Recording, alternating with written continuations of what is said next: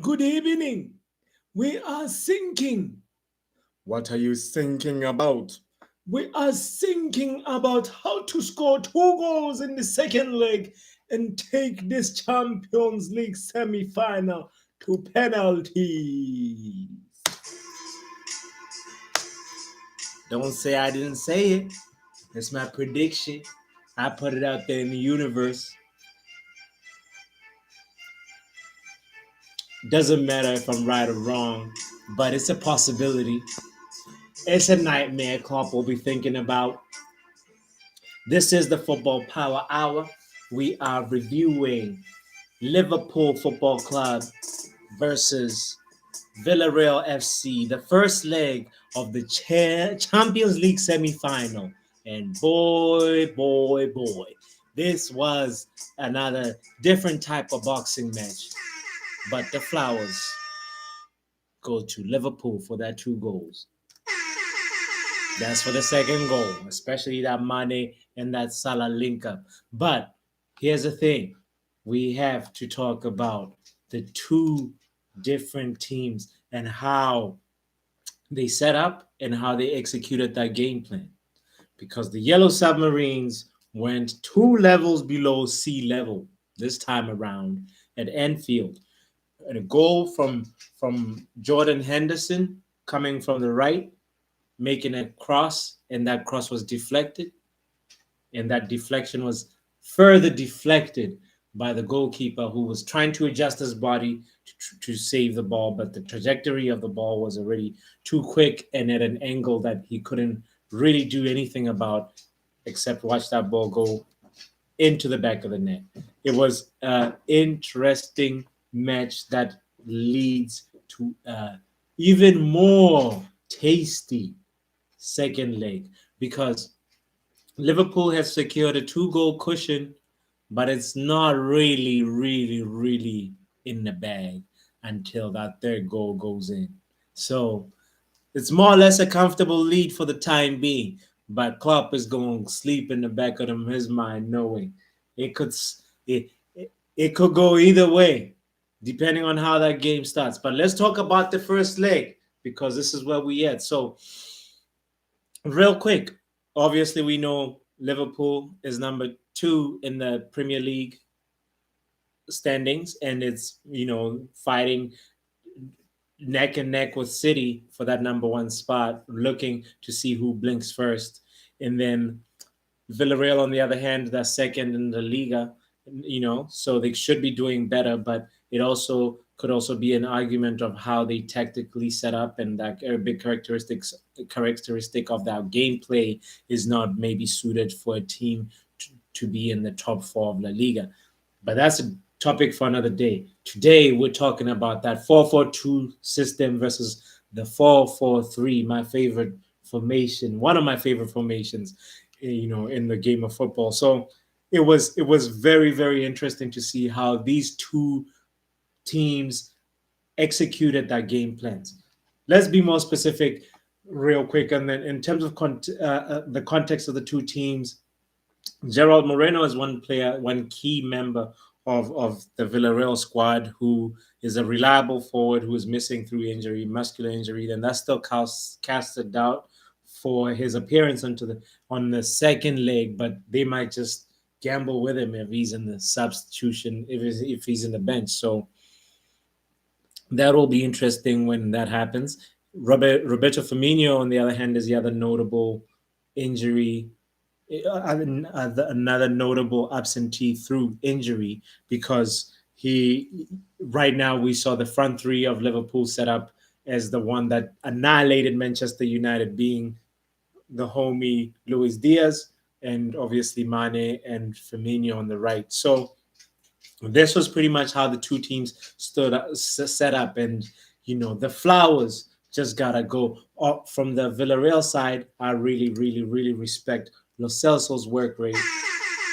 The homie showed why Jose used to pick him a lot because this was a system that more or less sets up in lots of characteristics that are very comparable to Jose's system, especially over there in Tottenham when he was at Tottenham. So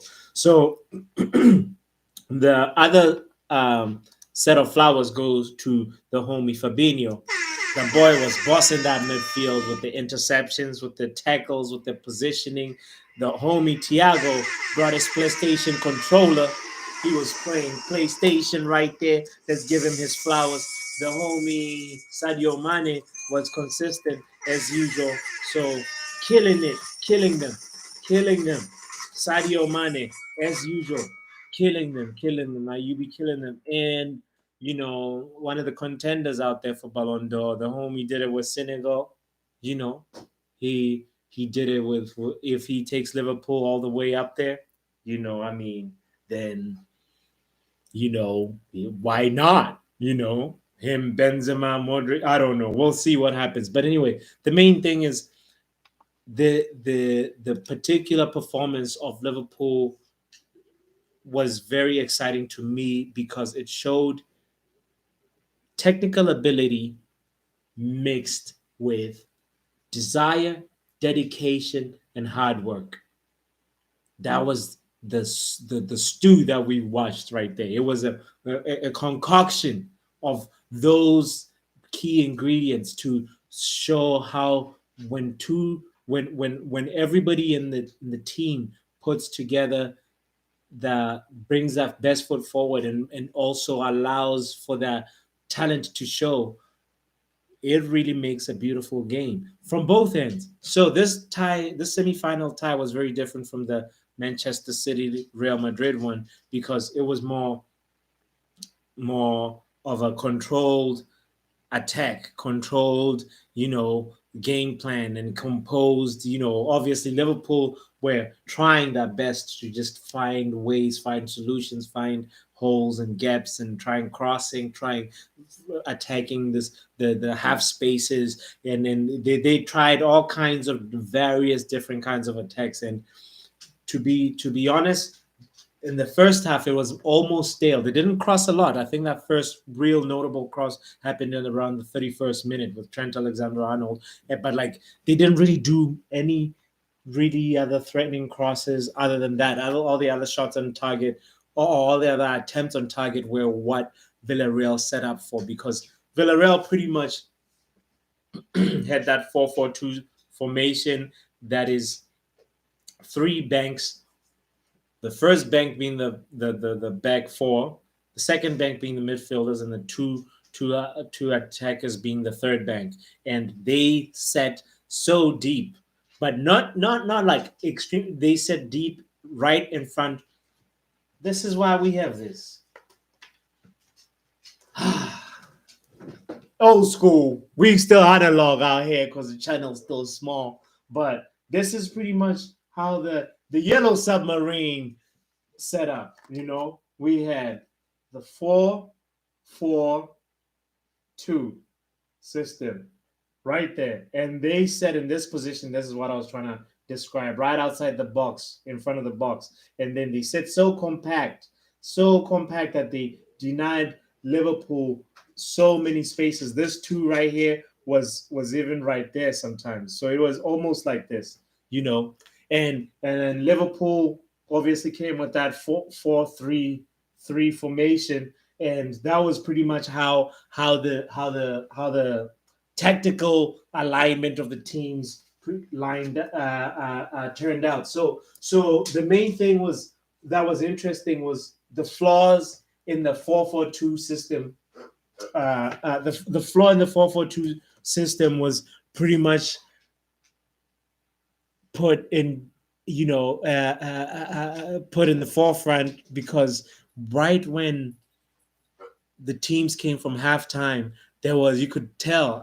My guess is that Jurgen Klopp was like, hey, we have to pick a flank, overload that flank, and cross a lot more, because rather than that cross in the 31st minute, Liverpool didn't really ask a lot of really threatening questions. There was obviously the Luis Diaz shot from distance. There was the Sadio Mane shot that went over the bar.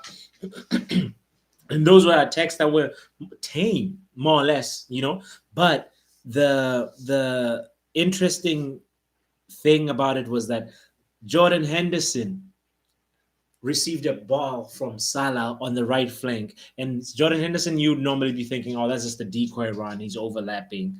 But Salah laid that ball off, and Jordan Henderson is the one that crossed. And that cross was the one that made the difference because what's his name again? Estupinian, I believe.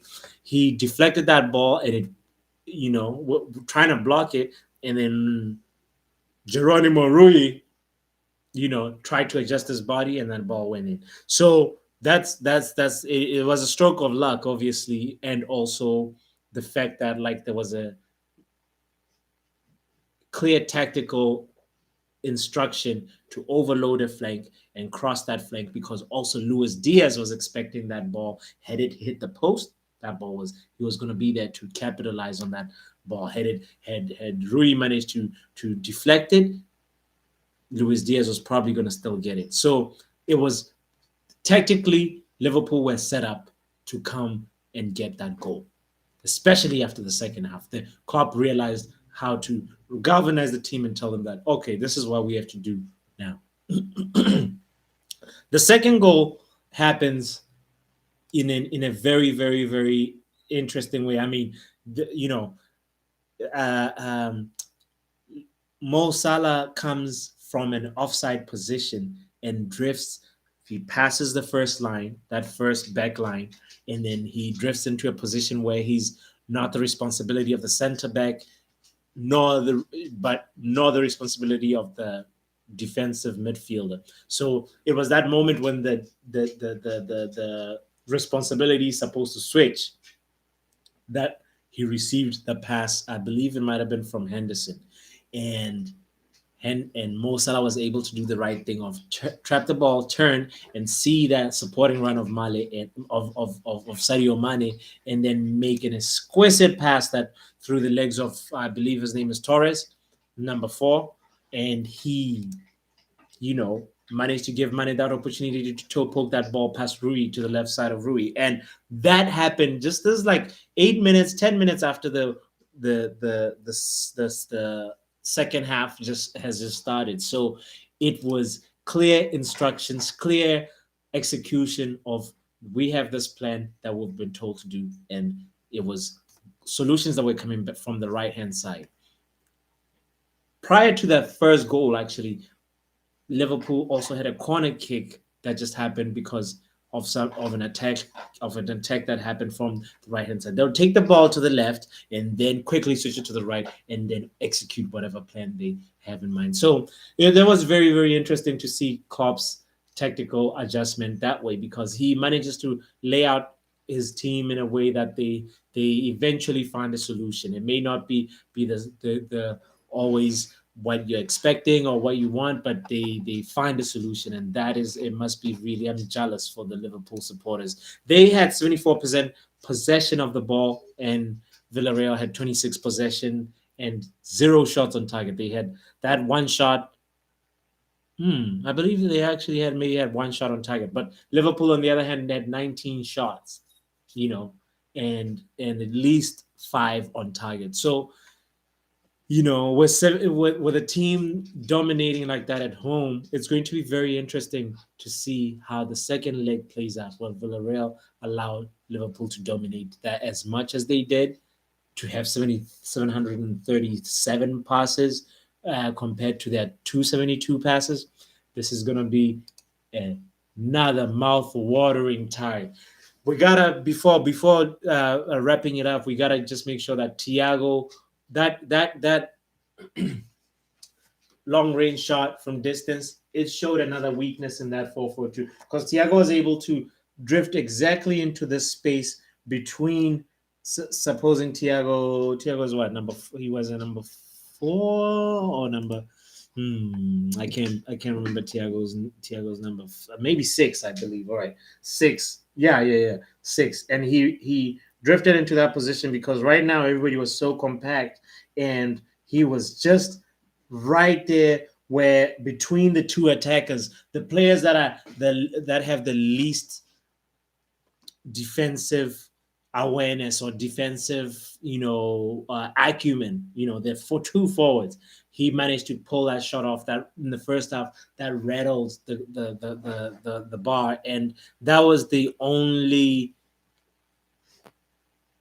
moment of like, ooh, that Liverpool, the team, the players themselves could figure out on field. But then when they got that halftime team talk, it was clear that Jurgen Klopp's tactical talk shined. So I want to give a big shout out to Jurgen for that. And also, while wrapping up, I'm so looking forward to the fact that Unai Emery has some questions to figure out because he's drilled his team to play this 4-4-2 system. How is he going to adjust? Because right now they played well, fairly well. It was just that 2 minutes or so and lapse on concentration where obviously the first goal was more like actually the unfortunate one that caused the lapse in concentration because the team was still like, oh, hold on. Like when you're fighting and then you just get hit and you're like, you just see some birds or some stars real quick, just like, just flying by and you're like, hold on, where we at? Oh, okay. Champions League. All right. Semi-final. All right. And then when Villarreal was still trying to reset, the second goal went in, and then that's pretty much how it happened. So now, will they have another lapse in concentration? Because they cannot afford that. Matter of fact, I believe in the next couple of days, Unai Emery has to start drilling them on how to attack because their attacking play, that's how they got that goal versus Bayern. They pretty much, in this low block, once they win the ball, they obviously the other team would be pressing them high because they've got the low block. But these two forwards, once they get the ball, usually they'll probably receive a pass from either Lo Celso or one of them would be Lo Celso because they have to be good ball carriers. They try to run into the channels right here. Ooh, yeah, they have to that's what happened with Liverpool, right? That happened. There was Van Dijk right there blocking it, or Thiago or Fabinho. But with Bayern, they were able to find a little gap where is it I'm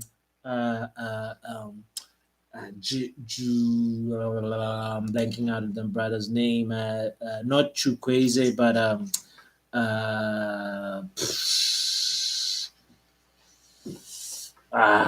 man, whatever his name is, I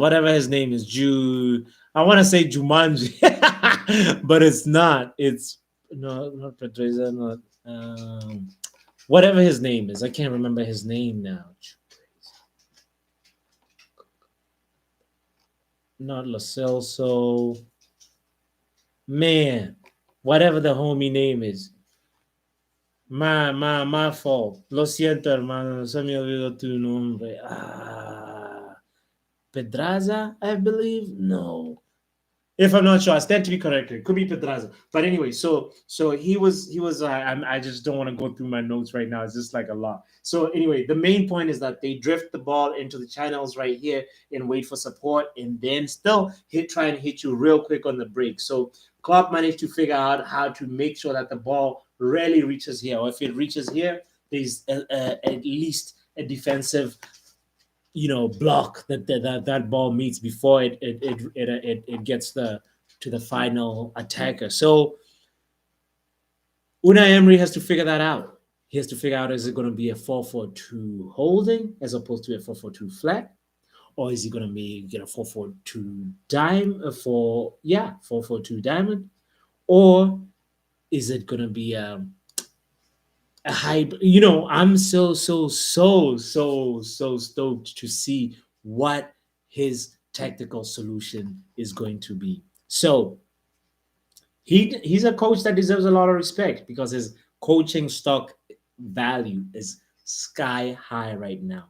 He's playing European football, won the cup, Europa League last year, and it was with Rui. Rui, by the way, was the cup goalkeeper for Villarreal last year, and then now he's just evolved into this amazing goalkeeper. He's like a starting goalkeeper for Argentina, and he's somebody to watch. So I really respect Unai Emery for this and love how he's using Lo Celso and and I can't wait for that second leg. You know, he deserves a lot of that respect, and it's gonna be a big test for him. So once again, good evening.